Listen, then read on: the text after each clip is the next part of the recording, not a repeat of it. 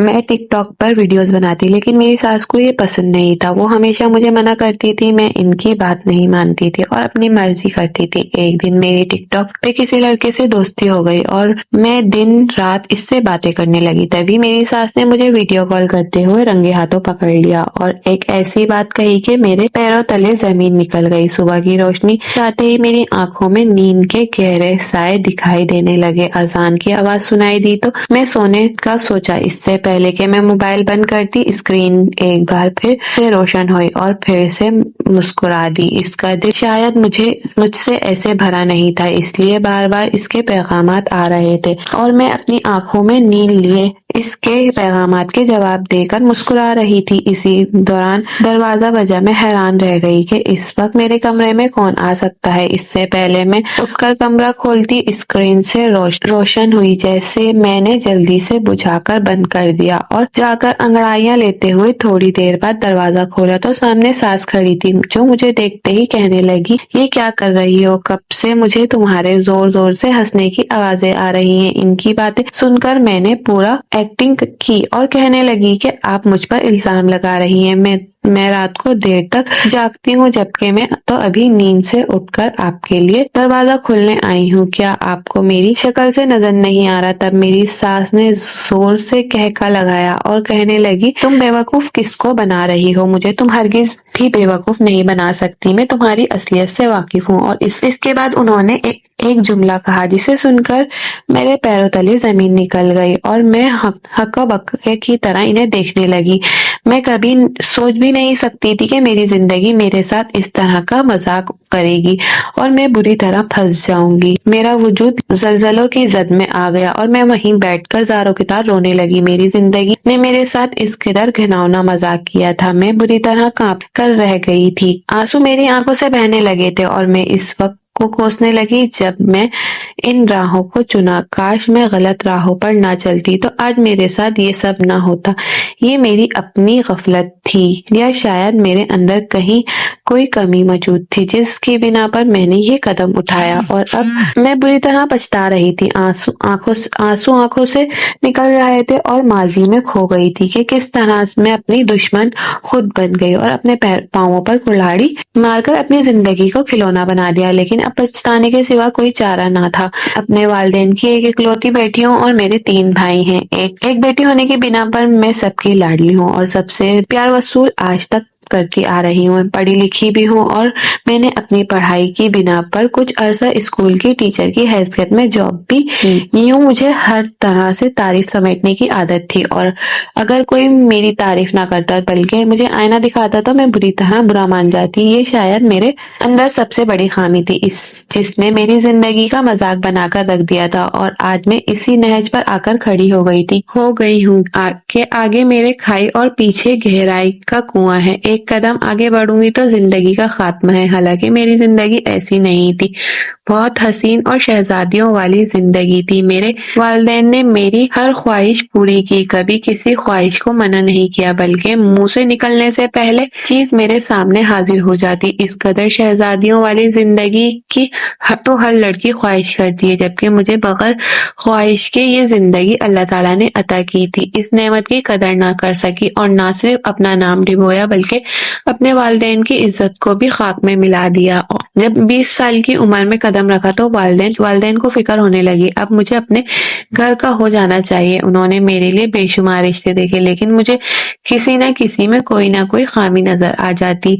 یوں پورے 22 سال تک میں رشتوں کو ٹھکراتی رہی، اور آخرکار 23 سال کی عمر میں مجھے ایک رشتہ پسند آ گیا جو ہو بہو میری خواہش کے مطابق تھا۔ نن کی کوئی جھنجھٹ نہیں تھی، سسر تھے نہیں، ساس اکیلی تھی، بیوہ تھی، اور ان کا ایک بیٹا اکلوتا تھا۔ اس قدر چھوٹا خاندان ہی مجھے پسند تھا، اور میں نے اسی قسم کے خاندان کا خواب دیکھ رکھا تھا جہاں میں اکیلی ہو کر راج کروں گی، کیونکہ میری فطرت میں حکمرانی پہلے سے موجود تھی۔ والدین سے میں نے کہہ دیا تھا کہ شادی کروں گی تو اسی لڑکے سے کروں گی، ورنہ کسی اور سے نہیں کروں گی۔ میرے والدین نے میری بات مان لی اور میرے رشتے کی بات چلائی۔ انہوں نے بغیر کسی تردد کے میرا رشتہ قبول کر لیا، کیونکہ ایک تو میں کافی حد تک خوبصورت اور دوسرا ذہانت بھی مجھ سے میں کوٹ کوٹ کر بھری ہوئی تھی، اور یہ دونوں چیزیں مجھے دوسری لڑکیوں کے مقابلے میں بہت زیادہ ممتاز بناتی تھی۔ اس لیے انہوں نے بلا چرچا کیے مجھے قبول کر لیا، اور 1 مہینے کے اندر منگنی ہونے کے بعد میں رخصت ہو کر اپنے شوہر کے گھر آ گئی، یعنی اپنے سسرال میں رہنے لگی۔ میرے شوہر بہت اچھے مزاج کے مالک تھے اور میری خوبصورتی کے دیوانے تھے۔ ان کی بہت اچھی نوکری میں یہاں لگی ہوئی تھی، جس سے وہ اچھا خاصا پیسہ کماتے تھے اور مجھے بھی اچھا خاصا خرچہ دیتے تھے۔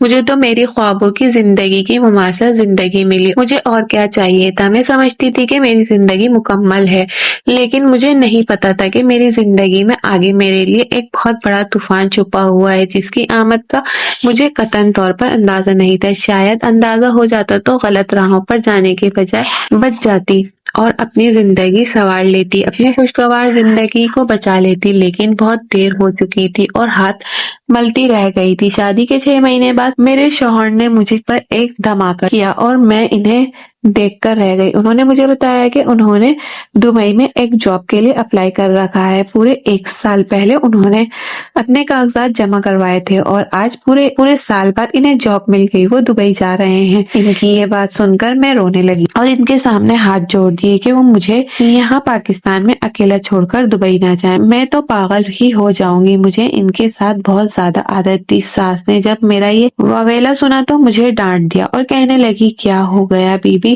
وہ نوکری کے لیے جا رہا ہے، یہ نوکری اس کا برسوں خواب تھی اور اب تم اس قدر شور مچا کر اس کی راہوں میں روڑے اٹکانا چاہتی ہو۔ تمہیں نہیں معلوم کہ یہ اس کا خواب ہے، تم اس کے خواب کے بیچ نہیں آ سکتی ہو۔ میں ہرگز تمہارا یہ واویلا برداشت نہیں کروں گی۔ پچھلے 6 دنوں سے گھر میں تمہاری حکمرانی دیکھ رہی ہوں، خاموش ہوں، کچھ بھی نہیں کہہ رہی ہوں، لیکن اس بار میری بیٹے کی ترقی کا سوال ہے۔ اس کی زندگی کی یہ سب سے بڑی خواہش تھی جو پورا ہونے جا رہی ہے، تو تمہیں اسے سپورٹ کرنا چاہیے، بجائے کہ تم رونا دھونا کرو۔ اسے خوشی سے رخصت کرو اور تمہیں یہاں چھوڑ کر نہیں جائے گا، بلکہ پہلے وہاں خود سیٹ ہوگا، اس کے بعد تمہیں بھی بلا لے گا۔ مجھ بوڑھی کا کیا کام ہے، آج ہوں کل نہیں ہوں، تم دونوں کی بہتری کے لیے ہی وہ جا رہا ہے تاکہ تمہارا مستقبل سنور جائے، اس لیے خوشی خوشی اسے الوداع کرو اور رونا دھونا چھوڑ کر اس کے لیے دعا کرو۔ اپنی ساس کی ڈانٹ پہلی دفعہ سن کر مجھے بالکل بھی اچھا نہیں لگا، لیکن پھر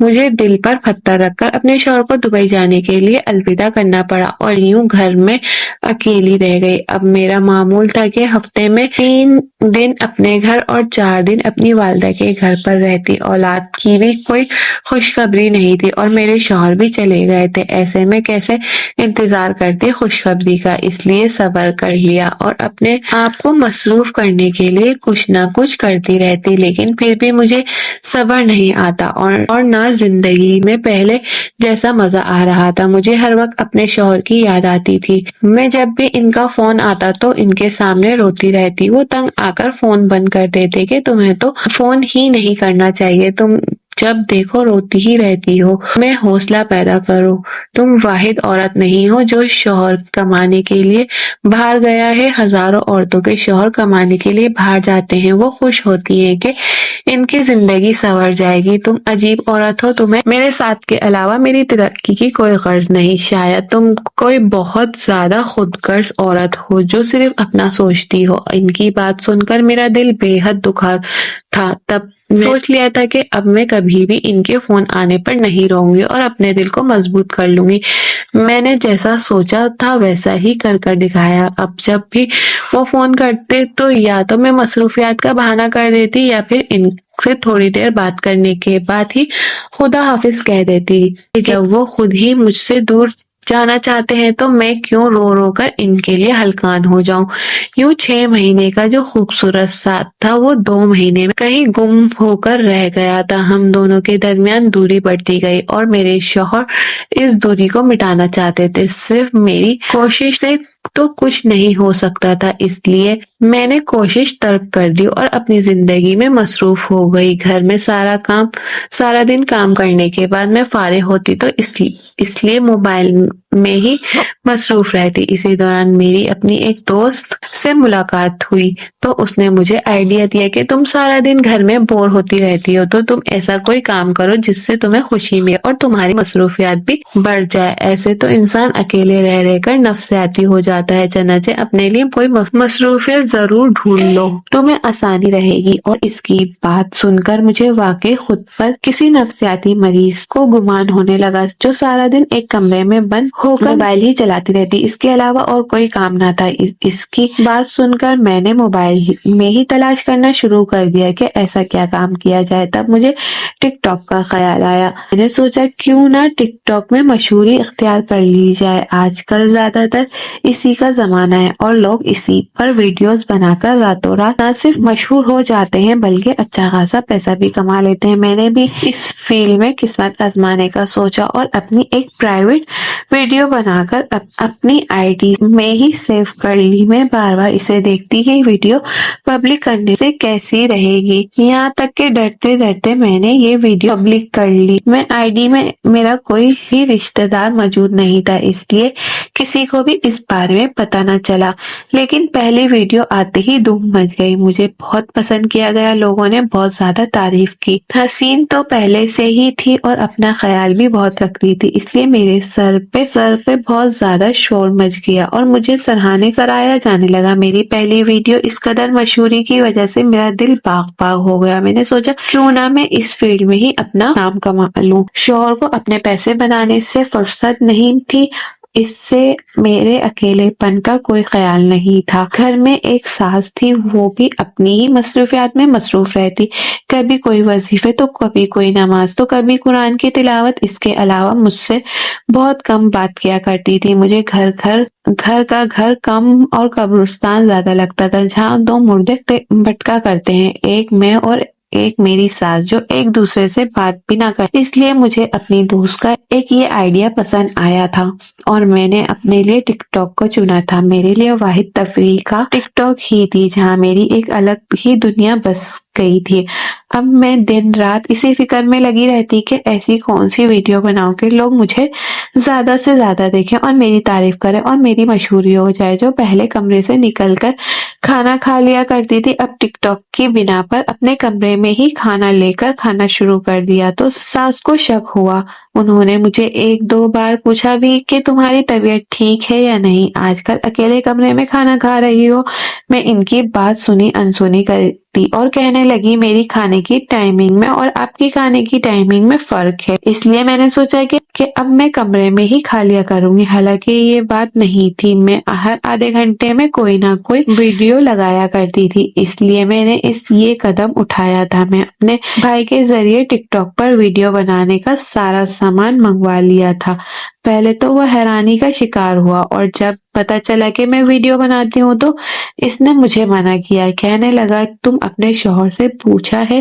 اگر اسے پتا چل گیا تو وہ کہیں ناراض نہ ہو جائے۔ میں نے اس کی طرف حیرانی سے دیکھا اور کہنے لگی میرا شوہر بھی تو میری اجازت کے بغیر ہی باہر کمانے گیا ہے، میرا ذرا دل نہیں تھا کہ وہ باہر کمانے جائے، اب میں سارا دن اکیلی کیا کرتی رہوں، اس لیے میں نے اپنے لیے ایک واحد تفریح چنی ہے، کسی کو بھی اعتراض نہیں ہونا چاہیے۔ میرا بھائی یہ سن کر چپ ہو گیا اور پھر اس نے مجھے کچھ بھی نہیں کہا اور تھوڑے عرصے بعد میری ساس کو بھی پتہ چل گیا۔ ہوا کچھ یوں تھا کہ وہ مجھ سے کچھ ضروری بات پوچھنے کے لیے میرے کمرے میں آئی، دروازہ بند تھا، انہوں نے سوچا کہ لاک ہوگا، اس لیے جیسے ہی انہوں نے دھکا دیا دروازہ کھلتا چلا گیا اور موبائل کے سامنے کھڑی ہو کر گانے میں کے مصرے بول رہی تھی اور ایکشن کر رہی تھی۔ میری اداکاری دیکھ کر وہ حیران رہ گئی، انہیں کچھ سمجھ نہ آیا کہ یہ کیا ہو رہا ہے۔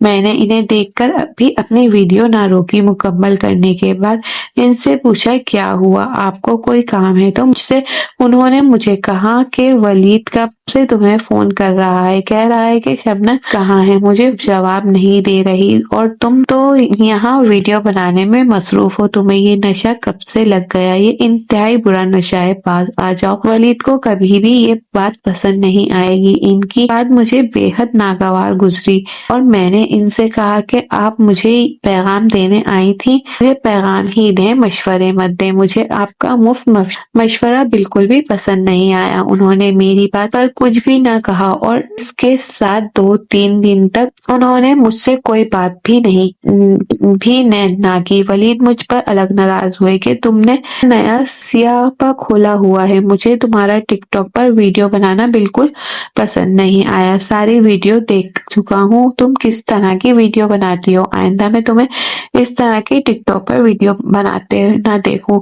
इनकी धमकी से मैं बाज ना आई और उल्टा इन्हें इल्जाम देने लगी। कहने लगी अगर आप चाहते हैं कि मैं टिकटॉक छोड़ दूं तो आप अपनी दुबई में जॉब छोड़कर मेरे पास आ जाएं, मेरे पास आपकी मसरूफियत होगी तो मुझे इस किसी चीज का इल्म नहीं होगा। अगर आप दुबई में जॉब छोड़कर नहीं आ सकते तो मुझे भी किसी चीज से मना नहीं कर सकते। आपने जिस तरह अपनी जॉब के सिलसिले में अपनी मनमानी की है ना सुने, अब मैं भी टिकटॉक के मामलात में अपने दिल की सुनूं। आपकी किसी बात की मुझे कोई परवाह नहीं। ये बात मैंने रोते रोते कही थी ताकि इन्हें एहसास हो और वो वापस मेरे पास आ जाएं ताकि अपनी पहले जैसी हसीन जिंदगी गुजार सकूं। लेकिन उन्होंने फोन ही बंद कर दिया और कई दिन तक मुझे फोन ना किया। मुझे भला एतराज हो सकता था, मुझे एक तरह से सुकून ही हो गया और मैं पूरी जोशो तन दही के साथ वीडियो बनाने लग गई। मैंने महसूस किया था कि मेरी हर वीडियो में एक एक शख्सियत ऐसी थी जो जरूर तारीफ करती और मेरी हर वीडियो को जरूर देखा करती। और मैंने एक शख्सियत को टिकटॉक पे तलाश किया तो पता चला कि वो कोई 26 साल का नौजवान था जिसे मुझसे मिलने का बड़ा इश्तियाक था और वो भी मेरा बहुत बड़ा मद्दाह था। उसे मेरी वीडियो बहुत पसंद आती थी। इसके कमेंट से पता चलता था कि वो मेरी कोई भी वीडियो मिस नहीं करता और हर वीडियो को जरूर देखता है। यहाँ तक हर वीडियो पर हौसला अफजाई के अल्फाज में मेरा सैरो खून बढ़ा देता है। मैंने इससे बातचीत करना शुरू की और इसने मुझे बताया कि वो दुबई का रहायशी है और मुझे बहुत पसंद करता है। मुझे इसका यूं सराहा जाना बहुत अच्छा लगा और यूं हमारी दोस्ती हो गई। मैं अपने शौहर से ज्यादा समीर के मैसेज का इंतजार करती। जब तक मेरी वीडियो पर इसका कोई पैगाम ना आता तो मैं सारा दिन मोबाइल की स्क्रीन पर बैठी रहती, यहाँ तक कि मेरी हर वीडियो अब इसी के नाम हुआ करती थी। अपनी वीडियो में कोई ना कोई पैगाम जरूर देती और वो समझकर मुझे पैगाम भेजता तो मैं बहुत ज्यादा खुश हो जाती। मैंने ये भी सोचा ना था कि मेरी अज़वाजी जिंदगी इसकी वजह से किस तरह मुतासिर हो रही है। मेरी जिंदगी में मौजूद मेरे चाहने वाले मुझसे दूर हो रहे हैं और मैं इन्हें खुद से अलग रही हूँ। मुझे तो बस समीर के नाम की लत लग गई थी। मुझे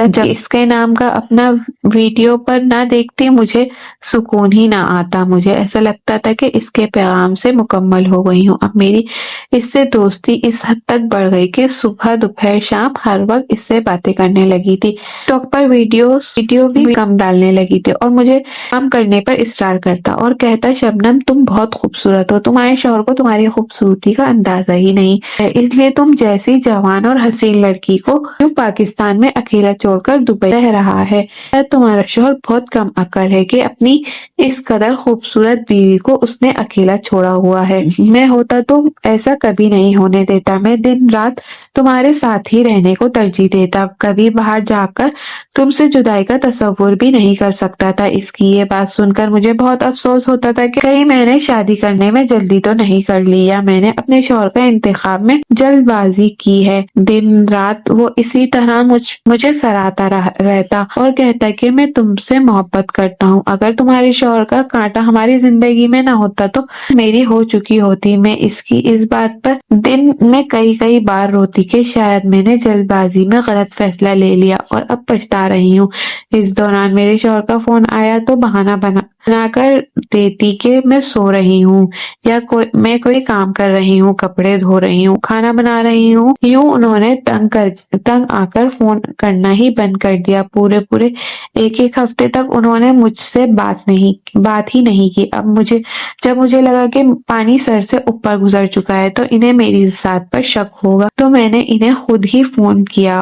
तो वो मुझे गुस्से से भरे बैठे थे। कहने लगे तुम्हें हो क्या गया है, पहले तुम मेरे मेरे यहाँ आने की वजह से दिन रात रोती रहती थी, और अब जब मुझे इस कदर बेगाना हो गई हो कि मेरी शक्ल तक देखना गवारा नहीं करती, जरा बराबर भी एहसास है कि तुम्हारे लिए और अपने बच्चों के लिए इस कदर मेहनत कर रहा हूँ, और तुम हो के मुझे अपनी जिंदगी से निकाल बैठी हो। इनकी बात सुनकर मुझे एहसास हुआ कि खतरे की घंटी बज रही है। इन्हें मेरे रवैये का एहसास हो गया है, इसलिए मैंने इनसे अपने रवैये की माफी मांगी और कहने लगी कि मैं बस आपके दूर जाने की वजह से बहुत नाराज हूँ, इसी वजह से ठीक से बात नहीं करती। लेकिन अब मुझे एहसास हो गया है कि आप में वाकई बहुत मेहनत करते हैं। आप मुझे ये बताएं कि आप वापस पाकिस्तान कब आ रहे हैं। उन्होंने मेरी इस बात का जवाब ना दिया और फोन बंद कर दिया। मैंने शुक्र अदा किया और फोन बंद हुआ, क्योंकि समीर का फोन आ रहा था। इसके फोन पर खिल उठी और सारी रात इससे बातें करती रही, यहाँ तक कि वक्त गुजरने का एहसास ही ना होता। मेरी सास समझ चुकी थी कि मैं 2-3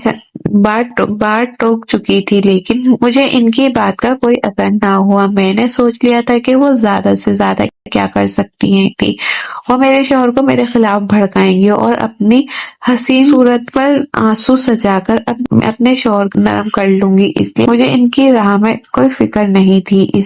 लेकिन एक रात मैं देर तक समीर से बात करती रही, यहाँ तक कि मेरे दरवाजे पर दस्तक हुई। मेरी आंखों में नींद भरी हुई थी। ये फजर का वक्त था। मुझे हैरानी हुई कि इस वक्त मेरे दरवाजे पर कौन हो सकता है। दरवाजा खोला तो सास खड़ी थी। मैंने इनसे पूछा, आपको क्या काम है। उन्होंने फौरी मेरी तरफ कड़े तेवरों से देखा और कहने लगी कि तुम जो कुछ कर रही हो इससे बेखबर नहीं हूँ, बाज आ जाओ। अभी भी तुम्हारे पास वक्त है, वरना एक वक्त आएगा कि तुम बुरी तरह पछताओगी। इनकी ये बात सुनकर मैंने इनसे कहा कि आप मुझ पर गलत इल्जाम लगा रही हैं। मैं किसी किस्म की गलत राहों पर नहीं चल रही हूँ और इस वक्त मैं सो रही हूँ। आपका शक बेजा है, ना जाने आपके दिमाग में क्या चलता है। उन्होंने मेरी बात सुनी और कहका लगाकर हंसी और कहने लगी, कसम खाओ, क्या तुम समीर से बात नहीं करती हो। इनकी बात सुनकर मैंने इन्हें पलटकर यूं देखा जैसे मुझे करंट लग गया। इस कदर हैरानी से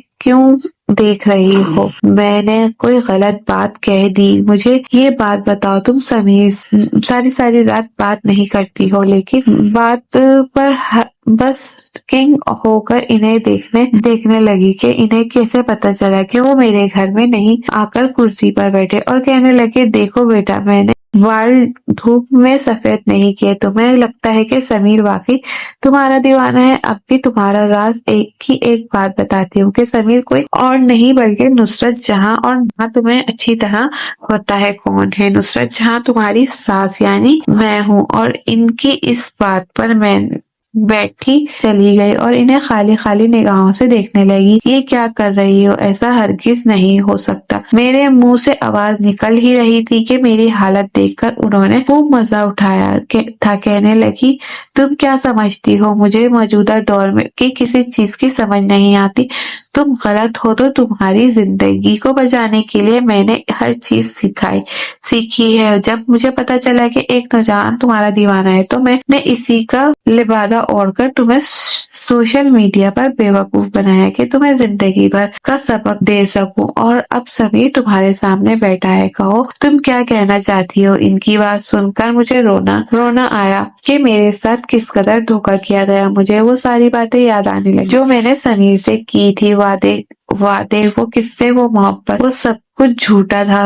और समीर के लिए पीछे नुसरत जहां जो मेरी अपनी सास थी। और उन्होंने जब मेरी इस कदर बुरी हालत देखी तो मेरे कंधों पर हाथ रखकर कहने लगी कि ये सब कुछ मैंने अपने बेटे के लिए किया है। तुम्हारी वफादारी देखना चाहती थी और मैं अच्छी तरह देख चुकी हूँ कि तुम मेरे बेटे से किस कदर वफादार हो। ऐसी वफादारी बीवी का किसी जिंदगी में ना होना बेहतर है। इसलिए मैं तुम्हें एक और सच बताना चाहती हूँ कि मेरे मना करने के बावजूद भी तुमने ये सब कुछ किया कि तुम्हें इसकी सजा जरूर मिलेगी। मैंने सारी बातें तुम्हारे शौहर को बता दी हैं। अब इनका फैसला होगा, तुम्हें कबूल भी करना होगा। ये कहते हुए उन्होंने हाथ में पकड़ा लिफाफा मेरे आगे कर दिया और कहने लगी, इसे खोलो और पढ़ो, इसमें क्या लिखा है। मुझे खुद नहीं पता कि मैं तुम्हारे लिए क्या भेजा है। तुम्हारी हकीकत उसे पता चल गई। मैं नहीं जानती कि इस कागज में क्या है। तुम खुद ही पढ़कर समझ जाओ। मैं कांपते हाथों के साथ जब कागज खोला तो अपनी नजरों के सामने क्या था तो पता चला کہ میرے شوہر والد نے مجھے طلاق دے دی ہے۔ میں پھٹی پھٹی نگاہوں سے ان کاغذات کو دیکھنے لگی اور اپنی ساس کی طرف دیکھ کر، یہ آپ نے میری زندگی کے ساتھ کیسا کھیل کھیلا ہے، آپ اس کے لیے مجھے معاف نہیں کروں گی۔ انہوں نے مسکرا کر مجھے دیکھا اور کہنے لگی، معاف کرتے وقت گزار چکا ہوں جو تمہیں جو اپنی ذات کے حوالے سے گھمنڈ تھا، آج تمہارا وہ گھمنڈ مٹی میں مل جاتا ہے۔ میں نے تمہیں بار بار منع کیا تھا کہ تم باز آ جاؤ، لیکن تم باز نہ آئی۔ بھلا میں ایسی لڑکی کو کیسے اپنی بہو کے روپ میں قبول کرتی تھی؟ کہ نام میں وفا نام کی کوئی چیز نہیں تھی، اور جس نے اپنے شوہر موجودگی میں اس کی امانت میں خیانت کی، اور بہتر یہ کہ یہاں تک کہ نکل جائے اور جا کر اسی ضمیر کی تلاش جس کی محبت میں پاگل ہو کر تم نے میرے بیٹے ولید کو ٹھکرایا، اس کا دل توڑا۔ حالانکہ وہ تمہارا، لیکن تم نے محرم کے بجائے نامحرم سے دل لگا لیا۔ تمہاری یہی سزا ہونی چاہیے۔ میں کافی دیر تک وہیں بیٹھی روتی رہی، یہاں تک کہ انہوں نے جب مجھے آخری بار کہا کہ اب یہاں سے دفع ہو جاؤ تو میں کھڑی ہوئی، اپنا سامان باندھا اور ڈبڈبائی نظروں سے اپنے اس گھر کو دیکھا جو جنت نظیر تھا اور جسے میں نے اپنے ہاتھوں سے دوزخ بنایا تھا، اور اب اس کی حد سے ڈر کر وہاں سے دور جا رہی تھی۔ میں نے اپنی زندگی کے ساتھ کیا کیا تھا، شاید مجھے خود پر بھی جو غرور تھا، اسی غرور نے مجھے کہیں کا بھی نہیں چھوڑا تھا۔ شاید میں اس وقت قبول ہی نہیں کر سکتی کہ ولید مجھ سے الگ ہو سکتے ہیں، اور ان سے بدلہ لینے کے لیے میں نے یہ سب کچھ کیا، لیکن میں بھول گئی کہ بدلے کی آنکھ مجھے ہی جلسا رہی ہے اور زندگی کو جہنم بنائی گئی ہے۔ میرے ساتھ پچھتاوے سے کچھ نہیں ہے، میں اپنے لوگوں کی نظروں میں بھی گر گئی ہوں۔ محبت مجھے پہلے ملتی تھی، اب ویسی تھی، نفرت پہلے جیسی ہے۔ میری زندگی نے لکھ